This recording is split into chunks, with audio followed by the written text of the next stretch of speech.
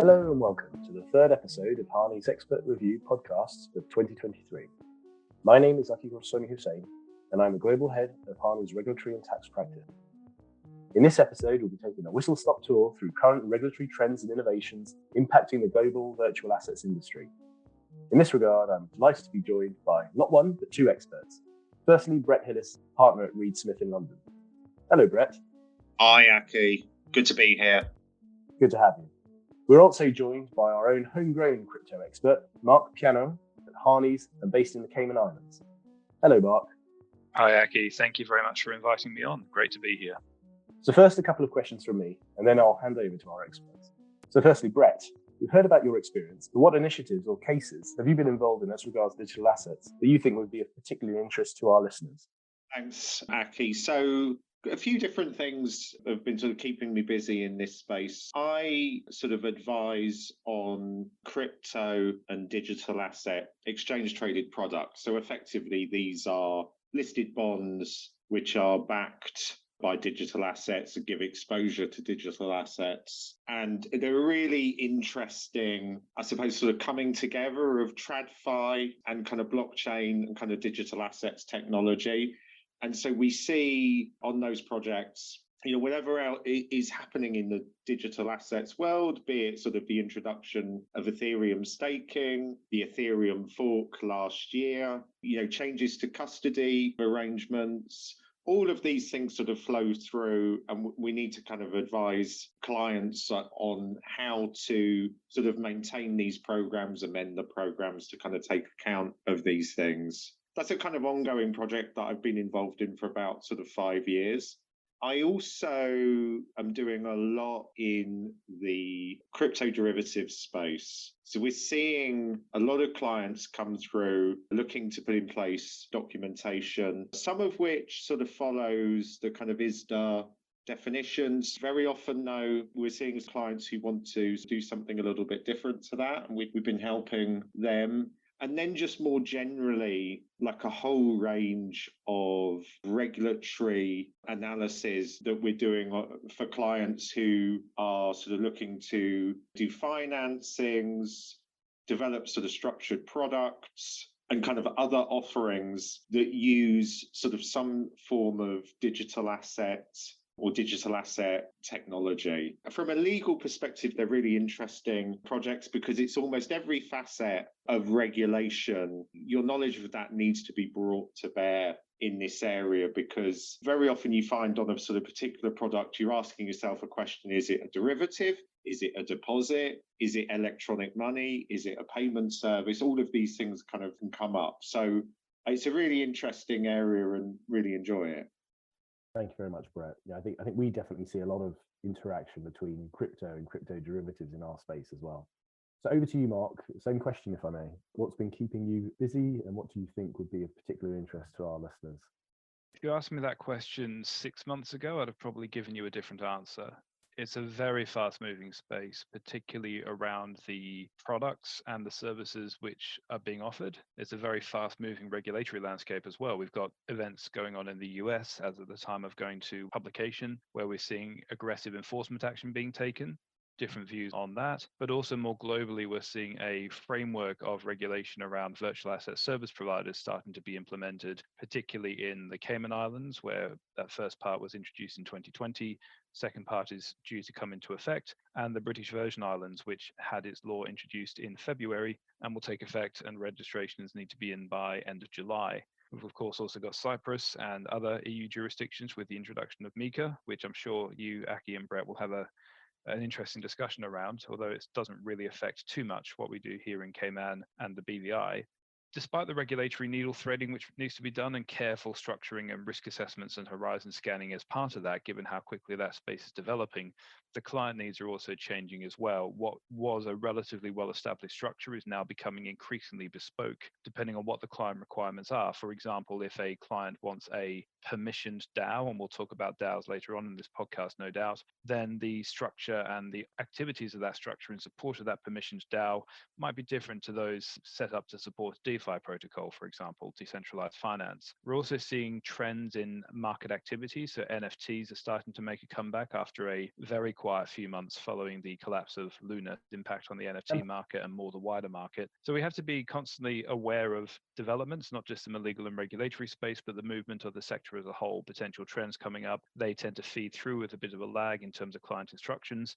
And one we're seeing at the moment, which is particularly interesting, is real world asset tokenization. And this is a concept of taking more traditional financial instruments, such as debt instruments, potentially treasury bills, once that starts to become more established, and tokenizing those in such a way that those underlying assets, or the rights in respect of them, if there are rights attributed to the token rather than just an economic interest, in a way that allows those to be traded on chain, with a very interesting mix between traditional finance and all the regulatory requirements that go with that, and the application of those financial services regulations and laws to what used to be a less regulated space, but is now increasingly regulated. I think what we're also seeing is much more of an evolution of the mindset of the participants in this space. The idea a few years ago of this is new, therefore we need new laws, or the existing laws don't apply, that's fallen away, and I think has been brought to sharp relief with recent legal and regulatory enforcement action. So we're trying to build these structures to enable the technology to achieve what it has the potential to achieve, but also making sure that the participants stay on the right side of the law, and also ensuring that their optics and reputation are protected as well, because reputation is incredibly important in this space. So it's a very broad remit. We're saying with Brett just before we started this call that the skill set required to work in this area is indeed very broad, and you need to have a strong grounding in the main areas of law and practice that feed into this area. Brett, how are you seeing things develop in the UK, and particularly the interaction with MiCA and the impending regulations around financial promotions for crypto, for example, as well as what the FCA is doing generally in this space? How have you seen the practice evolve? It's interesting. So I think there's a kind of global trend at the moment, probably outside the US. We can leave the US aside, and I think we should definitely come back to that. But you're seeing in the UK, the EU, Hong Kong, sort of Singapore, you're seeing sort of development of regulatory regimes around kind of service provision in this space, which are going beyond just kind of AML, but are more looking at more traditional, I suppose, financial services kind of regulatory regimes. And so in the UK is on that path. So Treasury consulted earlier this year on bringing digital assets within the scope of the regulated activities order, so they'd be treated as sort of specified investments. And the UK is also extending the scope of the sort of financial promotion regime in the UK. So that's the UK regime relating to the marketing of sort of securities and financial services and financial products. So that regime is being extended to cover digital assets.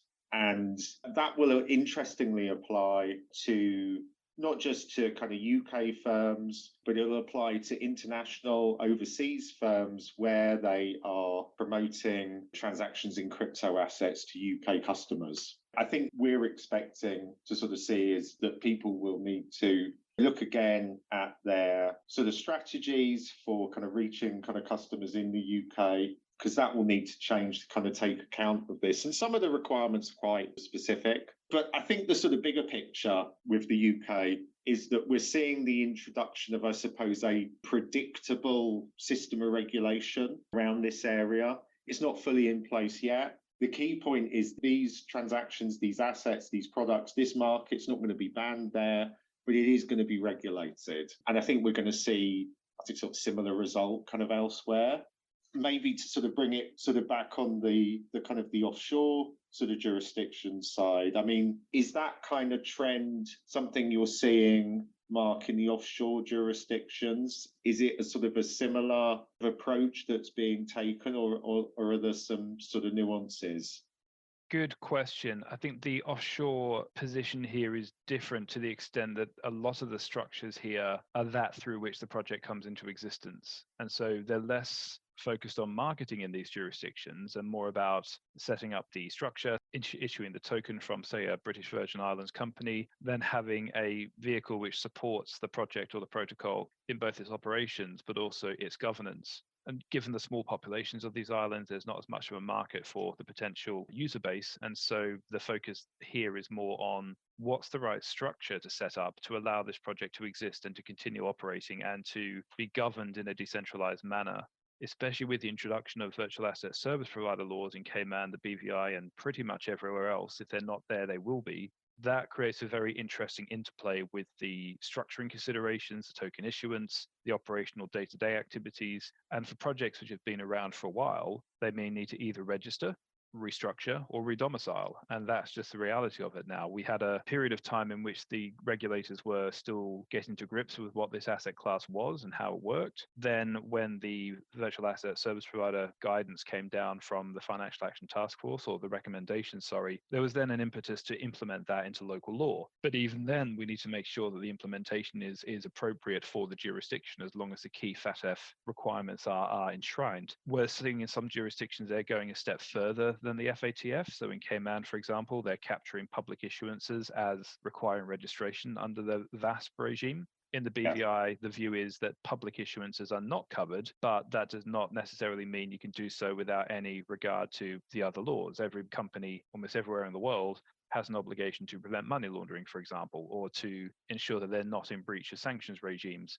Even if a particular set of sanctions regimes doesn't apply to an offshore jurisdiction, at some point, they may want access to the market or for financial services in a jurisdiction which does have a sanctions regime. So it's generally a good idea to comply with that. Tax driving is also particularly crucial for these structures. We will set these up, but we always say to clients, you must take your own local tax advice, not just where the founders are located, but any onshore jurisdictional company which may develop the protocol or provide services to it. You need to make sure that you take local tax advice here. Even though Cayman and the BVI has no direct taxation, that doesn't mean you can set stuff up here and offer things around the world without any regard for local tax, legal, regulatory consequences. So it's very much a synchronistic approach with onshore law firms who are well regarded in the space, such as Reed Smith, and who understand what the risks are and how best to advise clients. And there's quite a good interplay there because it makes sure that the projects are covered with onshore considerations and offshore considerations. So we're seeing the structures based here. The foundation company model in particular is very popular,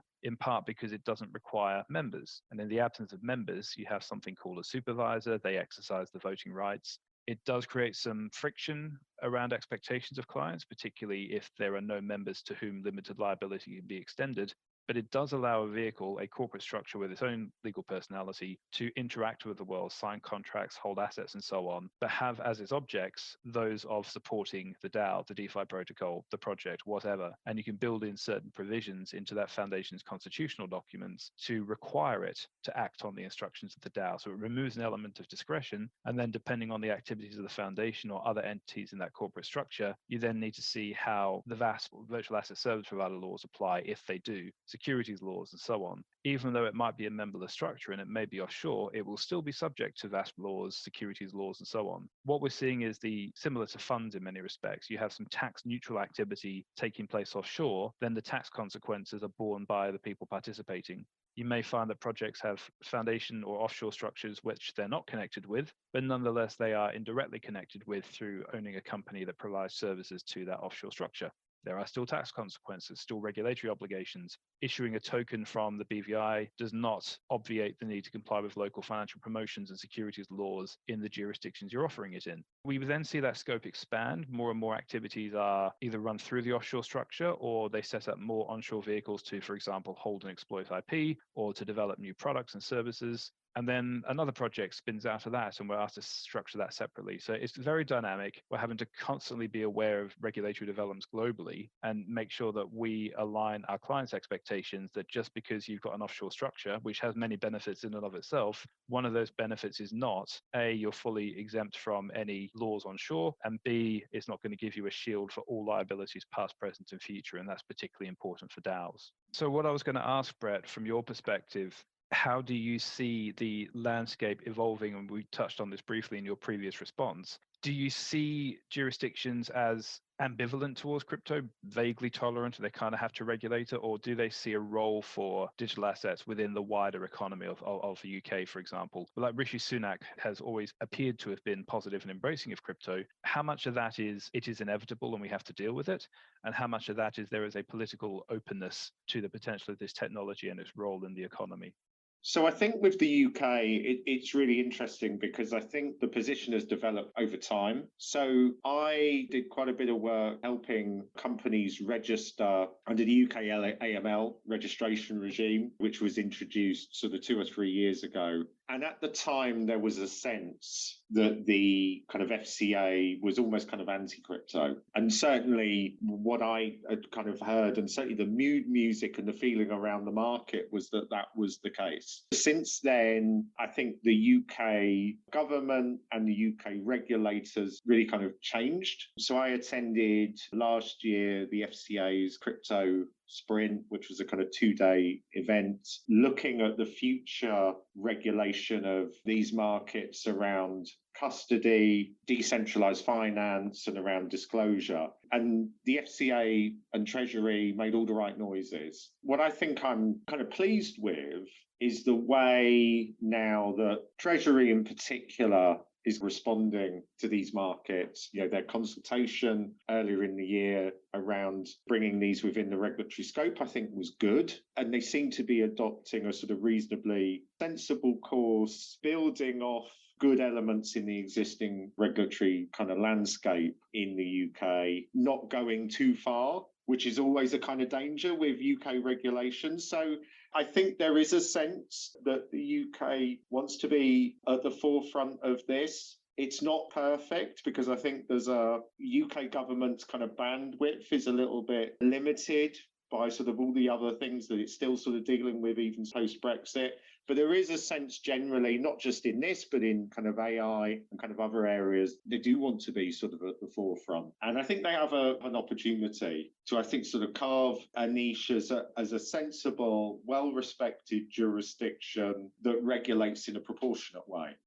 Some people in the sector think it doesn't move quickly enough, but I don't think they are cognizant of just what goes into the process of understanding a space, creating a regulatory position, really testing that in terms of making sure that's aligned with a policy position, and then consultation and then publication. Clients want certainty. They'd rather have certainty of regulation if they are going to be regulated. I think the days of people jumping around jurisdictions to arbitrage on the lack of appropriate regulation are either time limited or over.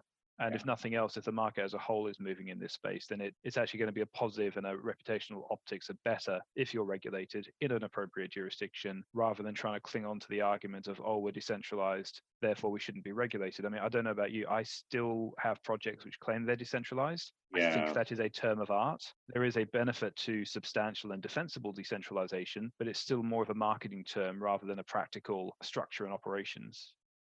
With thanks to our experts Brett and Marc for an introduction into the complex web of issues that must clearly be at the forefront of anyone seriously exploring this industry. We hope that you found today's podcast helpful. Brett and Marc will return for a second part of this podcast on digital assets, examining the role of decentralization, the relatively restrictive position that the US has adopted on crypto, and understanding whether MiCA, the EU's markets in crypto assets regulations, really is all it's cracked up to be.